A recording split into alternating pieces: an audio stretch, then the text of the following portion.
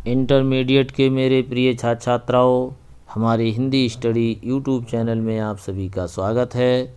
आज हम आपके लिए आधुनिक मीरा कही जाने वाली महादेवी वर्मा के गीत, जो उनके काव्य संग्रह संध्य गीत से लिया गया है, आज उसके पद्यांश लेकर उपस्थित हैं। परीक्षाओं की दृष्टि से बहुत ही महत्वपूर्ण पद्यांश है, इसलिए इस वीडियो को पूरा देखें।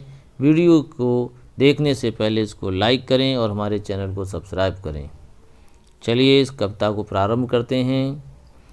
कहे न ठंडी सांसु में अब भूल बह जलती कहानी, आग हो उर में तभी द्रगु में सजेगा आज पानी।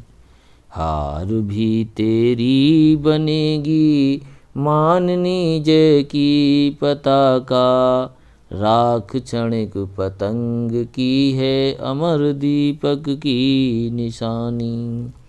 है तुझे अंगार सैया पर मृदल कलियां बिछाना, जाग तुझको दूर जाना।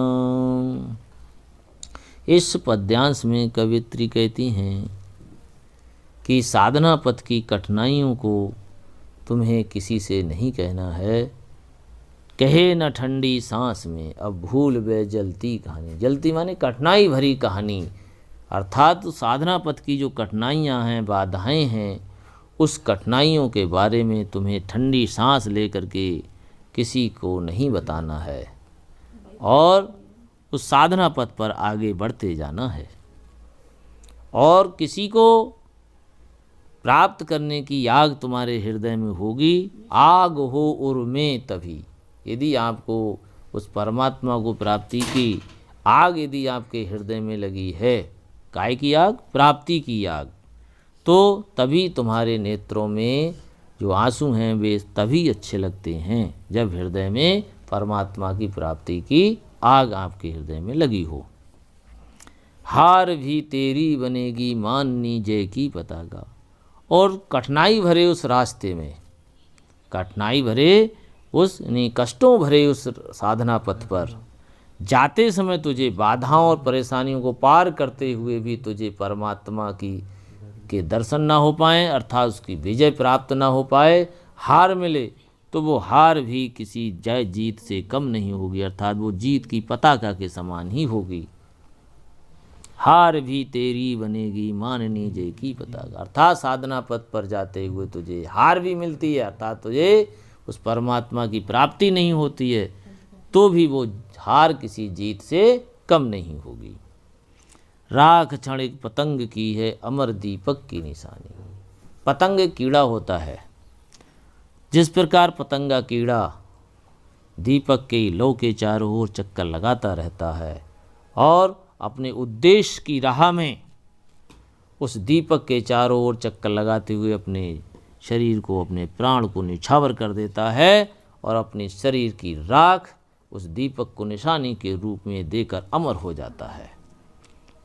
उसी प्रकार आपको साधना पथ पर चलते जाना है और साधना में विजय प्राप्त करनी है। हैं तुझे अंगार सैया पर मृदुल कलियां बिछाना। अंगार सैया का अर्थ है कष्टों भरा साधना पथ, अर्थात तुझे कष्टों भरे साधना पथ पर जाते समय तुझे आनंद की कलियां बिखेरते हुए जाना है, अर्थात आनंद बिखेरते हुए जाना है। इसलिए हे मेरे प्राण, तुम जाग जाओ, तुझको बहुत बड़ी यात्रा करनी है, अर्थात तुम्हें बहुत बड़ी साधना करनी है, बहुत दूर जाना है। प्रिय छात्रों, इसके बाद 5 जो प्रश्न दिए हैं उनके उत्तर की ओर चलते हैं। उपर्युक्त पद्यांश के पाठ और कवि का नाम बड़े आसानी से आप लोग लिख सकते हैं और रेखांकित अंश की व्याख्या कीजिए, जो हमने अभी बताई हुई थी उससे आप तैयारी करेंगे, क्योंकि ये ज़रूरी नहीं कि जो रेखांकित इसमें है तो वही बोर्ड में आए। हो सकता है ऊपर वाली 2 लाइनें रेखांकित कर दे कभी एग्जामिनर, तो इसकी हमें पूरी तैयारी है, इसीलिए हमने पूरे अर्थ बताए हैं।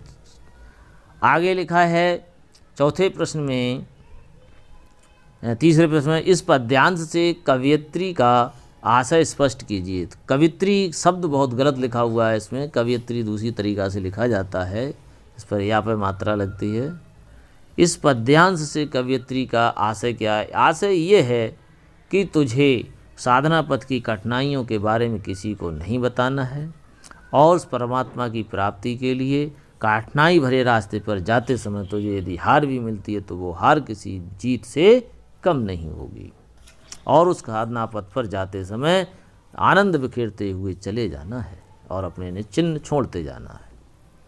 किसकी राख अमर दीपक की भाग बनकर अमर हो जाती है? किसकी राख? पतंगे की राख। क्षणिक शब्द से मूल शब्द और प्रत्यय अलग करके लिखिए। तो क्षणिक शब्द क्षण शब्द से बना है, उसमें इक प्रत्यय लगा हुआ है, तो शब्द लिखेंगे क्षण और प्रत्यय का नाम लिख देंगे इक। प्रिय छात्रों, हमारी ये वीडियो आपको पसंद आई हो तो हमारे हिंदी स्टडी यूट्यूब चैनल को सब्सक्राइब करें। धन्यवाद।